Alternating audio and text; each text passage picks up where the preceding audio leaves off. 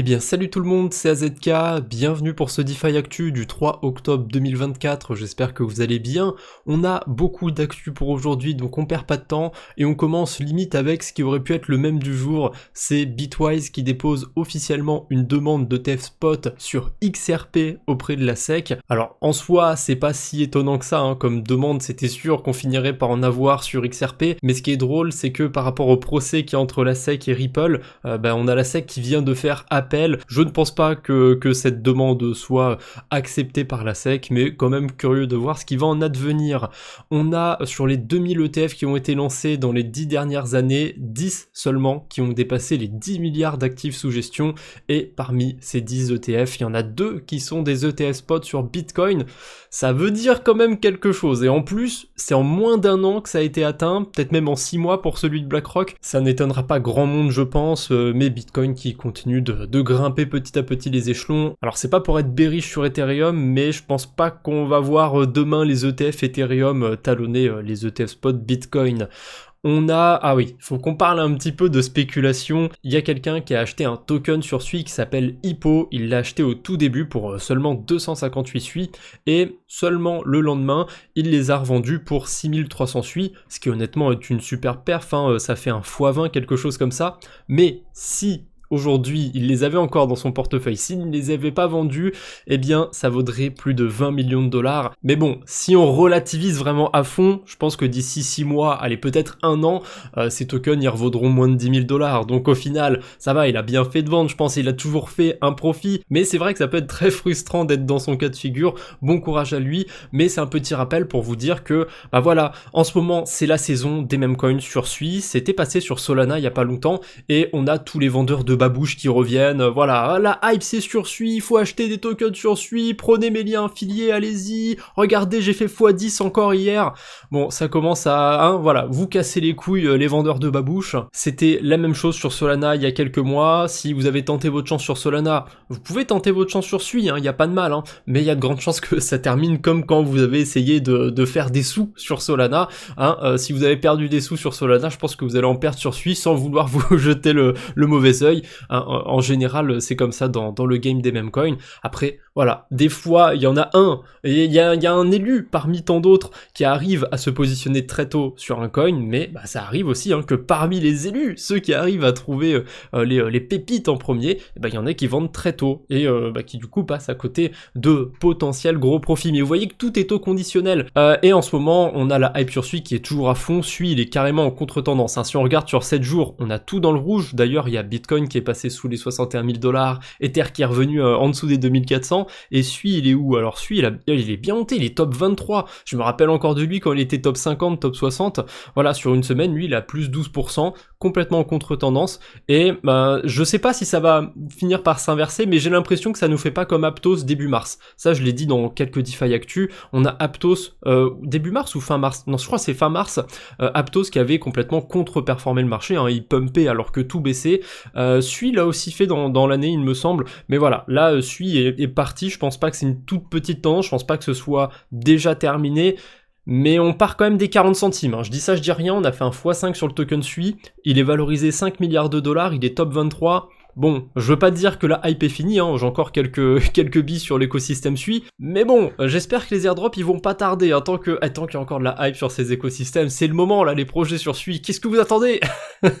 Bref, on enchaîne avec SUI encore, en tant qu'affaire, tant qu'on est sur le sujet, qui a annoncé lancer son propre bridge, donc un nouveau bridge pour envoyer des Ethereum pour l'instant sur SUI. C'est bien d'un côté parce que ce sera un bridge vraiment officiel, mais c'est chiant d'un côté parce que du coup ça veut dire qu'on aura une nouvelle version de l'Ethereum sur la blockchain SUI, et je suppose qu'on aura une nouvelle version de l'USDC, peut-être de l'USDT plus tard, puisque SUI ils ont aussi un partenariat avec Circle, l'USDC va être ou est déjà natif sur SUI, je crois qu'il est pas encore natif, je suis pas sûr à 100%, mais à tous les coups voilà, ça va passer par ce bridge si on voudra les sortir de la blockchain SUI. suit, quoique USDC, Circle, ils ont le CCIP, donc il n'y a peut-être pas besoin de ce bridge de SUI. Bon, on verra, pour l'USDC c'est à part, mais pour l'Ethereum pour l'instant, il y a SUI Bridge du coup qui va se lancer, qui va permettre de transférer de l'Ether. Ça va être un petit peu chiant je pense le temps de la transition, mais ensuite voilà, les gens finiront par aller vers l'Ether qui est le plus utilisé. Il y aura sûrement encore la version de Wormhole, un peu comme sur Aptos où on a deux versions de l'USDC par exemple. Et en parlant d'Aptos, on a une grosse mise à jour qui est passée, c'est la baisse de délai d'unstaking sur le réseau Aptos. Avant, quand on voulait unstaker des tokens Aptos, il fallait attendre 30 jours, c'était hyper long, mais ça permettait très souvent d'avoir des arbitrages qui étaient pas dégueux. Là, cette limite est passée à 14 jours. Il me semble que c'est Amnis, le plus gros protocole de liquid staking, qui a passé cette proposition, et du coup, ça a été accepté a priori, et maintenant, il n'y a plus que 14 jours à attendre quand on veut unstaker des tokens Aptos, ce qui est vachement bien, vachement plus pratique, je trouve, quand on fait de l'arbitrage, mais risque d'y avoir peut-être moins d'arbitrage possible, parce que plus le délai est court, et plus les gens peuvent se permettre d'attendre pour vendre leurs tokens de liquid staking. C'est pour ça qu'on peut avoir de l'arbitrage bien souvent, c'est parce que les gens vont vendre directement le LST au lieu d'aller l'échanger, enfin le redeem comme on dit, j'arrive pas à trouver le mot français pour redeem, tiens quand je le traduis il me dit quoi, s'en débarrasser, ouais bon, voilà, hein, s'en débarrasser, si on veut s'en débarrasser directement sur le protocole initial, il faut attendre 14 jours, et toujours sur cet écosystème, on a Franklin Templeton qui lance son premier fonds monétaire on-chain. Donc on a eu BlackRock qui avait fait le fonds Beedle sur la blockchain Arbitrum. Là on a Franklin Templeton du coup qui se lance sur Aptos. Et j'ai vraiment cette sensation qu'Aptos, c'est un petit peu... Aptos et SUI sont en concurrence, clairement ils utilisent le même langage et tout. Et Aptos c'est un peu plus le côté institutionnel et SUI c'est un petit peu plus le côté communautaire je trouve. C'est mon avis. Ils ont quand même quelques partenariats institutionnels du côté de chez SUI, hein, notamment avec Circle. Mais j'ai quand même cette sensation que c'est plus... je sais pas, carré, plus institutionnel du côté d'Aptos. On a un récap du côté de Blue Chip. Blue Chip, c'est une agence qui donne des notes sur les stablecoins. J'avais fait une vidéo dédiée d'ailleurs sur Blue Chip, et je vais passer ça rapidement. Il y a quand même quelques news intéressantes dans ce récap. Tout d'abord, on a la SEC qui a attaqué ceux qui émettent le TUSD. Ils disent que 99% des réserves de ce stablecoin, en gros, ne sont pas liquides, alors que pourtant, ils continuent à se trader à 1$. D'ailleurs, ce TUSD, il constitue une partie du collatéral du stablecoin de Curve, le CRV-USD, et pour l'instant il y a une proposition qui vise à remplacer ce collatéral par un autre stablecoin. Actuellement ce serait vers l'USDM de Mountain, qui est plutôt bien noté du côté de Blue Chip. J'ai pas beaucoup de recul sur ce stablecoin, je le connais de nom, je l'ai déjà vu, mais j'ai pas trop de recul. Ça on en a parlé dans le dernier DeFi Actu. On a Ethena qui va bientôt lancer un nouveau stablecoin backé par le fonds de BlackRock que j'ai cité juste avant, hein, Beedle. J'avais dit dans mon DeFi Actu que c'était typiquement un produit de bear market. On verra ce qui va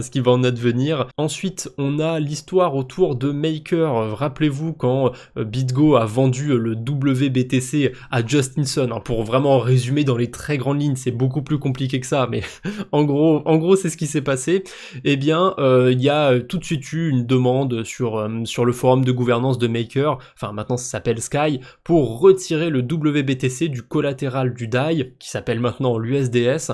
Et finalement, après avoir parlé avec le CEO de BitGo, a priori BitGlobal, donc l'entité qui est plus ou moins affilié à Justinson, ne peut pas réellement contrôler le WBTC, donc voilà, ils sont rassurés du côté de Sky, et finalement ils laissent le WBTC dans le collatéral de l'USDS. Bon, c'est leur choix, pourquoi pas. Petit retour sur Curve Finance, ils prévoient de créer une version stakée de leur stablecoin. C'est très classique ça, on commence à en avoir un petit peu partout. Ce sera le STCRV-USD. Alors sur Curve, ils kiffent les noms compliqués, hein, vraiment STCRV-USD, même si en soi hein, c'est juste des préfixes qui sont simples, mais ça fait des noms à rallonge. Je déteste ce genre de noms. On a Liquidity qui publie une nouvelle version de son white paper, et cette fois-ci on sait qu'est-ce qu'il y aura comme collatéral. Il y aura que de l'ETH, du WSTETH et du RETH, et je suis clairement pas sûr qu'avec leur nouveau stablecoin Liquidity ils vont réussir à revenir un peu sur le devant de la scène. Il y a eu une hype pendant un moment, je crois que c'était quand il y a eu le crash de FTX, Liquidity avait très bien performé, et il y a beaucoup d'argent qui est rentré sur Liquidity. Il y a beaucoup de LUSD qui ont été mintés à ce moment-là il me semble, mais depuis voilà, Liquidity c'est un protocole qui est un peu dépassé, on peut le dire clairement, hein. Liquidity, c'est un peu dépassé.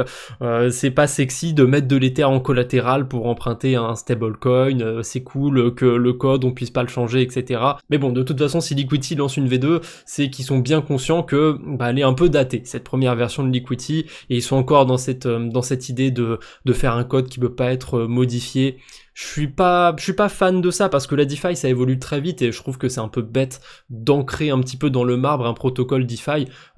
C'est juste mettre une date de péremption sur un protocole pour moi, c'est aussi simple que ça. C'est pour ça qu'on a un AAV qui est encore là et qui est encore dans les plus gros protocoles, tout simplement parce qu'ils se mettent à jour quand il y a des nouveaux collatéraux d'intéressants, ils les rajoutent. Enfin voilà, je pense que avoir des protocoles qui peuvent pas être modifiables, ça peut pas suivre en fait sur la DeFi, ça a pas trop de sens. C'est mon avis, bien évidemment. Alors il y a peut-être des petites exceptions à la règle, mais dans la grosse majorité des cas, je pense que c'est important. Voilà. Après on a la première version d'Uniswap par exemple, mais c'est relativement basique le fonctionnement d'Uniswap V1 et techniquement on peut rajouter des tokens, on peut créer de nouvelles pools sur Uniswap V1. Donc c'est un cas un petit peu à part, Uniswap. Pour le coup, lui, c'est bien qu'on puisse plus y toucher. Je crois que c'est la dernière news et on va en reparler vite fait à la fin de la vidéo. On a l'USDH qui est lancé sur Stacks et très clairement, c'est la même chose que l'USDE d'Ethena, sauf que c'est avec du Bitcoin.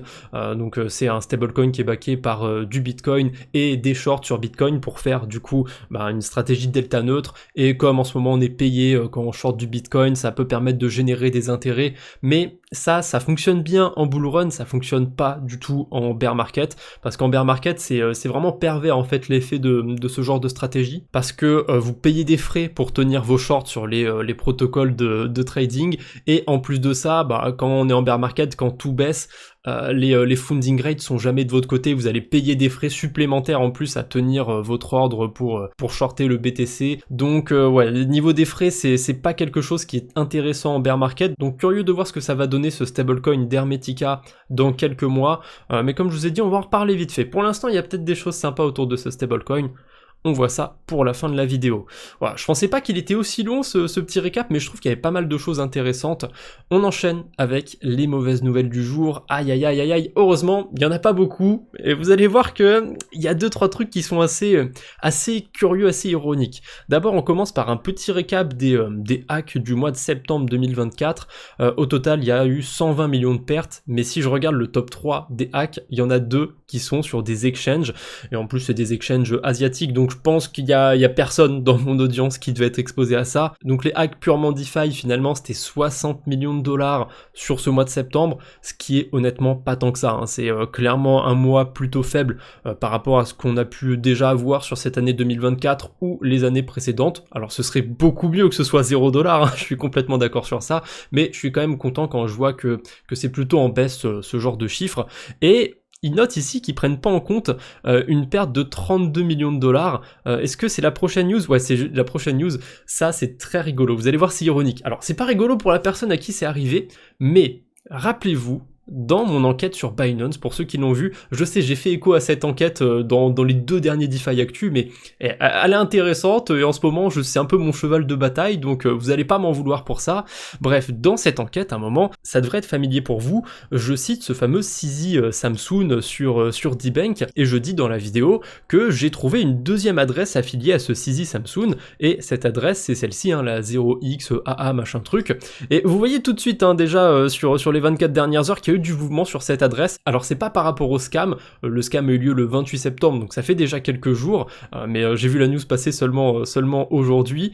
D'ailleurs on voit que après ça, hein, la whale, la baleine a coupé plein de positions du côté de Spark et a déposé plein de cryptos sur Binance. Le hasard. Enfin bref, qu'est-ce qui s'est passé? Cette baleine a signé une transaction frauduleuse et s'est fait dérober 12 083 SPWETH, donc c'est des Ethers déposés sur Spark.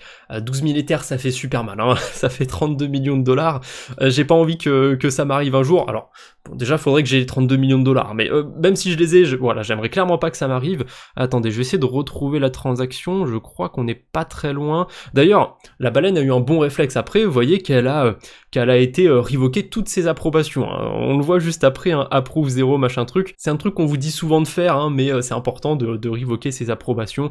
Il y a des failles, c'est un vecteur d'attaque de ce côté-là. Bref, elle est là, la transaction, 12 000 Ethers qui ont été bêtement envoyés à une adresse, sûrement parce que la personne qui est derrière ce wallet a dû cliquer sur un lien en pensant qu'il allait réclamer un airdrop. On a eu Eigenlayer il y a pas longtemps, peut-être que c'est autour d'Eigenlayer, peut-être que c'est autour d'un autre protocole, j'en sais rien. Je sais que l'adresse a bien farmé Eigenlayer, hein, puisque je crois que tout en haut il a vendu ses tokens. Attendez, j'ai pas envie de dire de bêtises, je confonds peut-être avec une autre adresse. Ah non, c'est bon, j'ai retrouvé, il a envoyé ses Eigen sur Binance, donc ça veut pas dire qu'il les a vendus, mais à mon avis il les a vendus. Voilà, il en a quand même récupéré 35 000, ça vaut 140 000 dollars au cours actuel, donc on est loin, on est loin des 32 millions de dollars qui ont été dérobés, mais vous voyez que c'est pas un petit farmer d'airdrop, hein. Il farmait plutôt goulûment, hein, certains airdrops, pour utiliser des mots culinaires, on pourrait dire. Enfin voilà, pour l'instant il est aussi sur Symbiotic, il fait des carapistouilles, surtout sur Ethereum, un peu sur Scroll aussi. Bref, c'est tout pour cette petite whale, ça m'a fait marrer un petit peu de voir que c'était une whale dont j'ai parlé il y a très peu de temps sur mon enquête Binance. Ça veut dire aussi potentiellement que les gens qui sont derrière ces portefeuilles n'utilisent pas des extensions comme Pocket Universe ou des wallets comme Rappi qui simulent vos transactions, qui vous préviennent si jamais il y a un truc louche. C'est quand même fou qu'on ait des outils bêtes comme ça, hein, qui vraiment ne vous gênent pas spécialement dans votre utilisation. Au contraire, moi je trouve que Rappi c'est très très bien niveau interface, et je suis pas payé, j'aimerais tellement être payé pour promouvoir ces outils. Voilà, je trouve ça fou qu'il y ait des entités comme ça qui ont des millions de dollars et qui utilisent pas des outils bêtes comme ça. Enfin, après, hein, voilà, chacun son problème. On enchaîne avec une whale une autre, hein, qui s'est fait liquider du côté d'Hyperliquid, une whale qui avait 180 millions de dollars sur Hyperliquid et qui s'est fait liquider 120 millions de dollars de position. Alors là, on a un screen où la personne, on va dire, hein, l'entité qui est derrière cette adresse, a une position, un long sur Bitcoin, un pari à la hausse, en levier x20. Voilà, j'ai pas besoin d'aller plus loin, franchement, un levier x20 sur Bitcoin avec des millions de dollars, ça peut pas bien terminer. Satoshi nous a pas délivré son invention pour faire le zinzin avec des leviers x20. Bref, ça c'est un truc à part. Dernière mauvaise nouvelle pour aujourd'hui, c'est le protocole C3, qui est un protocole de trading aussi, qui met la clé sous la porte. Voilà, ça va se terminer pour ce protocole.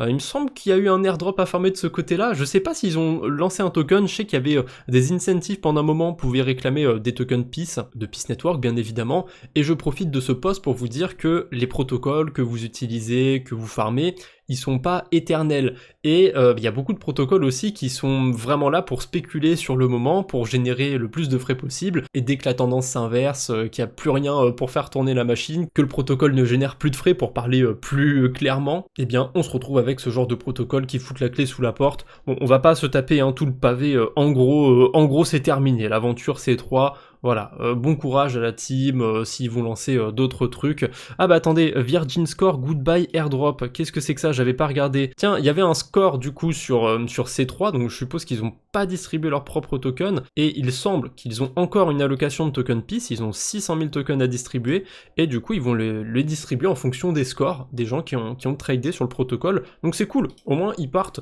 en laissant un bon souvenir, on va dire, à leurs utilisateurs. Mais voilà, ne farmez pas bêtement, assidûment un protocole, ne claquez pas des frais trop en avance pour une promesse d'airdrop ou quoi que ce soit, puisque des fois ça termine, hein, comme sur ces trois protocoles, ça termine mal. Allez, on enchaîne avec les petites levées de fonds, et ça va aller très vite, puisqu'il y en a que quelques-unes sur ces derniers jours, et je les trouve pas du tout intéressantes.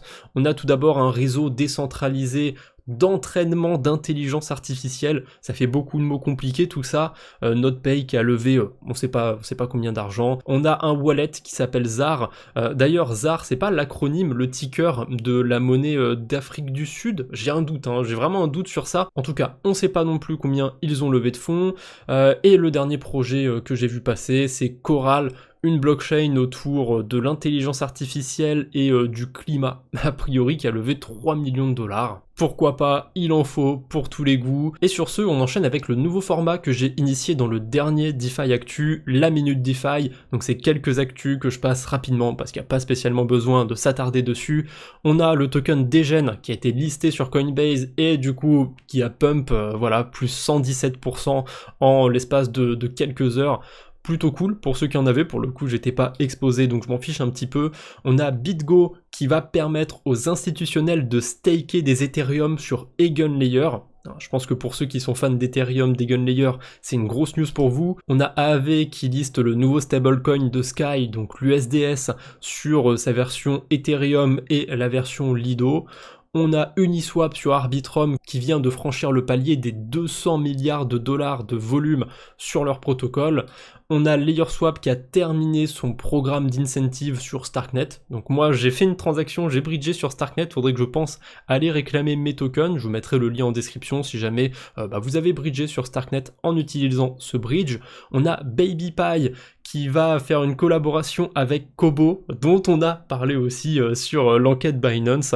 Voilà, ça va permettre à des institutionnels de pouvoir déposer du Bitcoin sur le protocole et d'aller faire tout plein de carabistouilles sur la DeFi. Et enfin, la dernière news, encore autour de Binance à mon humble avis, c'est Solv qui a lancé une nouvelle version de son Bitcoin synthétique sur la blockchain Core, et en moins de 2 heures, il y a déjà 500 BTC qui ont été stakés sur Core. Pour moi, il n'y a pas de hasard, il y a une entité qui farm massivement la blockchain Core, comme par hasard, il y a 500 bitcoins qui sont déposés en moins de 2 heures. Bon, je vous laisse faire vos propres conclusions. Moi, j'ai fait les miennes de mon côté. On enchaîne à présent avec les news autour des airdrops, autour de la DeFi, sur lesquels on va s'attarder un petit peu plus, mais pas trop non plus parce que c'est le format d'aujourd'hui il est quand même assez compact, il est assez lourd. Je sais pas si aujourd'hui j'ai juste pris des news qui étaient pas intéressantes ou s'il y avait vraiment beaucoup de news, mais voilà, le format est plus long que d'habitude, désolé si c'est trop long pour certains, c'est pas grave, si vous quittez en plein milieu de la vidéo et je fais les chapitres, c'est pas pour rien, c'est pour vous permettre de passer certains sujets qui ne vous intéresseraient pas, donc pensez à utiliser les chapitres. Bref, Scroll qui intègre plein de nouveaux protocoles sur son système à points, on a Mitosis entre autres, donc pas mal de gens en parlaient sur la sphère francophone, et pour une fois que les gens parlent d'un truc qui est pas si mal, alors je dirais pas que Mitosis c'était le truc à farmer, que c'était super bien, mais ça a permis de récupérer déjà un petit airdrop sur Etherfi qui était pas si mal, en tout cas il n'y avait pas besoin de déposer des quantités abusées d'Ether pour avoir un airdrop qui était décent, donc de ce côté là je trouve que c'est plutôt cool, et il y a plein de protocoles qui ont été rajoutés sur Session, donc le système à points de Scroll. Du côté des DEX on a Maverick qui va être ajouté, on a Vessel et quelques autres DEX, ils sont tout petits, j'ai la flemme de les citer, je vois juste SingSwap au milieu, les autres je crois que je les connais de nom mais flemme de tous les citer. Du côté du lending, on a aussi plein de protocoles qui ont été rajoutés comme Compound et Layerbank, et du côté des tokens, il n'y en a pas qui ont été rajoutés, on voit juste les cryptos qui sont déposés sur Mitosis. Donc si vous avez d'un coup beaucoup plus de points sur Scroll, c'est normal, c'est parce qu'il y a des protocoles qui ont été rajoutés. Qu'est-ce qu'on a d'autre ? Un record. Là, je pense que c'est le record du nombre de points qu'on peut farmer avec un seul actif. Zeroland, je pense que c'était déjà eux qui avaient le précédent record. Ils sont assez forts pour ça, pour faire des couches abusées de points. Eh bien, si on dépose du EBTC et d'Etherfi sur la blockchain Ethereum, on peut farmer des points Babylone, on peut farmer des points Lombard, des points Symbiotic, des points Etherfi, des points Veda, des points Turtle, des points Zeroland, des points EigenLayer et des points Karak. Putain, j'ai reconnu tous les logos quand même, ça vaut un petit j'aime ça sous la vidéo. Bref, j'ai jamais vu autant de points qu'on pouvait farmer avec un seul actif. Ça veut pas dire que c'est intéressant, Au contraire, en général, plus on essaye de vous mettre des toiles dans les yeux comme ça, et plus il faut éviter ce genre d'opportunité. C'est un petit peu comme les industriels. Prenez un paquet de gâteaux, un paquet de n'importe quoi, de la bouffe dans un magasin. Vous regardez la liste des ingrédients. En général, plus il y a un ingrédient, plus le produit va peut-être avoir un goût qui est agréable, mais plus ce sera de la merde pour vous. Donc c'est pareil avec ces protocoles, plus il y a de points, plus on peut avoir l'idée que ah ouais c'est bien, ça permet de farmer plein de trucs en même temps, mais bon au final vous allez probablement farmer que quelques points, quelques infimes points sur certains protocoles, et vous allez vous retrouver avec des tokens que vous allez même pas pouvoir échanger parce que vous en aurez pas assez et que ce sera sur Ethereum. Voilà, hein, petit record pour Zero Land, mais il n'y a pas de quoi être fier. Après, si vous avez des dizaines de bitcoins, je dis pas, ça peut être intéressant, mais bon, avec 100 000 satoshi, voilà, vous allez pas aller très très loin sur ce genre de pool de liquidité, enfin c'est pas une pool de liquidité, sur ce genre de protocole. Tiens, en parlant d'Eigenlayer, comme je l'ai cité vite fait dans les airdrops qu'on pouvait farmer, on a Justinson qui a reçu quasiment 9 millions de dollars de tokens Eigenlayer avec cet airdrop. Je pense que c'est pas la plus grosse baleine en plus hein, sur cet airdrop. Et vous, hein, combien vous avez eu sur cet airdrop? Moi j'ai eu un peu plus de 100 tokens Eigenlayer parce que de toute façon sur la saison 1 on pouvait pas faire moins de 100 tokens, il y avait de base un bonus de 100 tokens et j'en ai un tout petit peu plus, mais je suis quand même curieux de savoir pour ceux qui l'auraient farmé cet airdrop. On a David Hoffman aka le gars de Bankless qui tease quelque chose. A priori tout le monde a cru que ce serait l'airdrop de Scroll ou l'airdrop de Berachain ou d'autres blockchains ou protocoles qui sont assez gros en ce moment, mais non, a priori ce sera pas une news autour des airdrops, mais la semaine prochaine il pourrait y avoir un gros truc qui tombe. Est-ce que ce serait peut-être un checker d'airdrop du côté de Scroll? Jusqu'ici c'est rarement trompé ce cher David Hoffman, il fait généralement des tweets quand il a vraiment des informations. Donc curieux de voir ce que ça va donner cette prochaine semaine. Je vous ai dit plus tôt dans la vidéo qu'on reparlerait de l'USDH d'Hermetica, tout simplement parce que a priori, pour l'instant, il y a des opportunités pas mal pour farmer dessus. Alors, on a l'USDC sur la blockchain Stacks, je crois même qu'on a l'USDT, mais je crois que c'est plutôt chiant à bridger, qu'il y a un peu de frais, donc j'essaierai de voir de mon côté s'il n'y a pas trop de frais pour bridger des USDC. Peut-être que j'essaierai d'aller farmer un petit peu du côté de Stacks, parce qu'il y a l'air d'y avoir des trucs sympathiques. Et j'ai vu cette réponse sur leur tweet officiel, on peut farmer des points du côté d'Hermetica, donc c'est cool hein, pour ceux qui ont envie d'aller farmer l'airdrop de ce côté-là, et le système à points m'a fait penser à Anzen Finance, c'est exactement la même chose. Si vous détenez du USDH ou du staked USDH dans votre portefeuille, vous avez des points. Si vous les déposez sur certains protocoles, vous avez encore plus de points.